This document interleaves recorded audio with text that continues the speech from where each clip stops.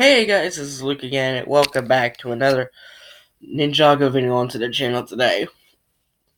Now, you might disagree with what the title says of the video.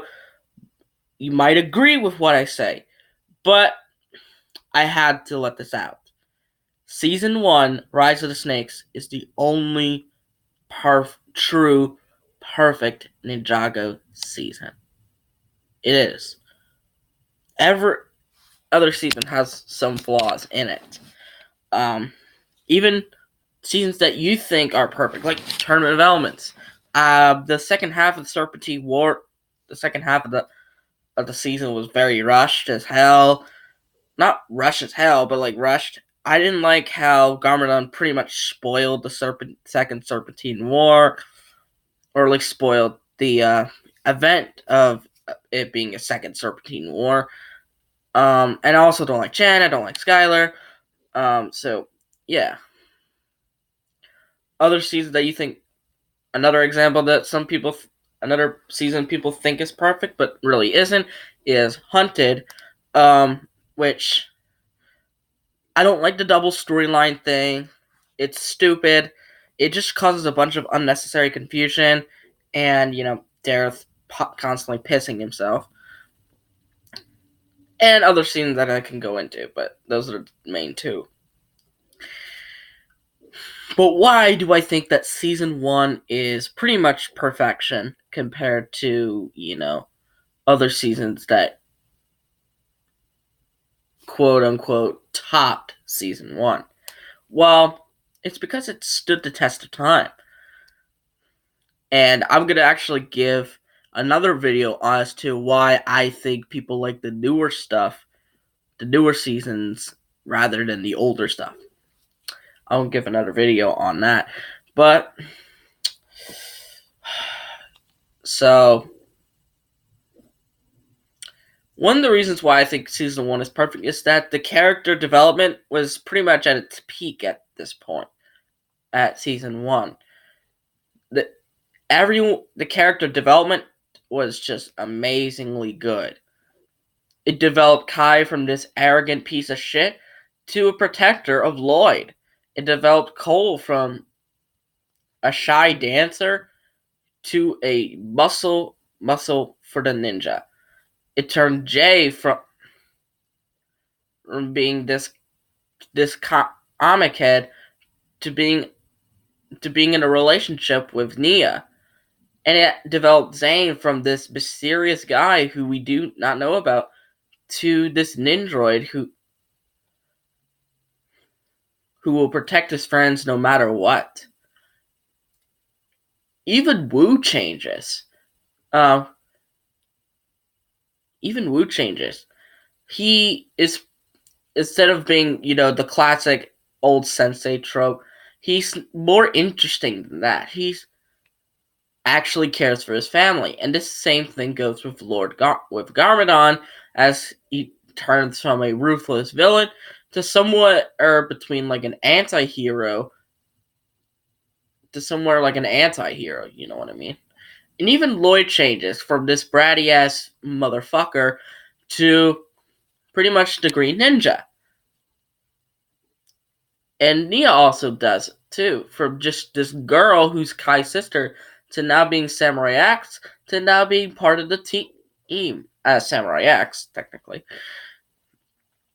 So the character development at this point was super good, and this one kind of goes along with character development, but character balance as well.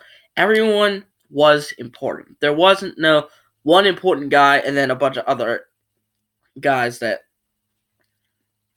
are of lesser importance. Everyone was equal. And that's what I like about it. The character balance was at its peak here. It can't get better than that. Yeah, these were simpler times where it was easier to do it. And I understand that it's pretty much almost impossible to do it now since there are 6 ninja and 8 main characters or something like that.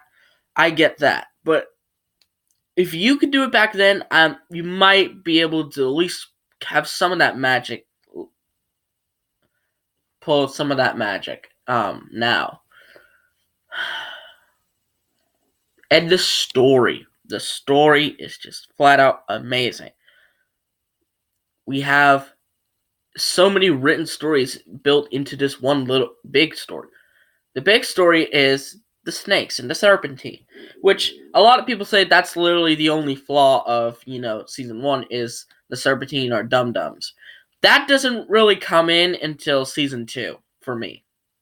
Season 1, the serpentine were actually fearsome enemies, and they actually, gave a good showing against the ninja. And especially Pythor and Scales, who were very well written and very well voice acted for the job. So, and even the Great Devourer, which looked fucking scary back then. Even the debut of the Great Devourer was over the top as shit, but it was awesome how they did it. And it doesn't feel rushed. It doesn't. Everything felt like it was paced perfectly. Everything felt like it just fell into place, and it just like the Hagmans did such a good job with the season, and not even other seasons like their Swan Song Hunted or something like that couldn't even touch it.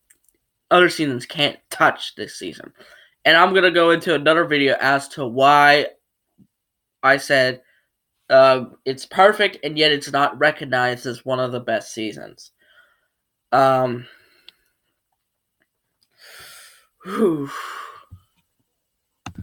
This season was also the best time to be a Ninjago fan, along with season 2. You had the mystery of the Green Ninja. We didn't have to worry about people yelling at each other's opinions. We didn't have to worry about that back then. It was just a show that we could all watch, and we would all love it. I'm not saying I want those days to come back, but I'm just saying that if we could do it back then, we can do it now. Man, I miss those days. Man. And this is when season 1 was also when CN actually gave a fuck about Ninjago and not just constantly airing Teen Titans Go Fuck Yourself every single day. They actually gave a shit about the show and started airing episodes once a week and stuff like that, which was pretty much the perfect airing schedule, which is one episode a week. Because, 2 months, because, we weren't, we just wanted to see more episodes coming and coming and coming. So,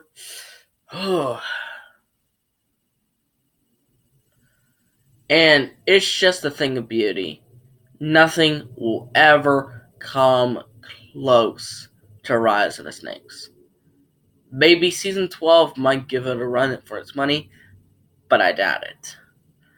But those are my reasons why season 1 is the perfect Ninjago season. Do you guys agree with me? Do you guys disagree with me? Let me know in the comments down below. But anyway, I hope you guys like this video. Give it a thumbs up, subscribe to this channel by clicking on that red subscribe button, and click on the notification bell to see every video that I will upload. And I'll see all you folks in the next video. Bye-bye!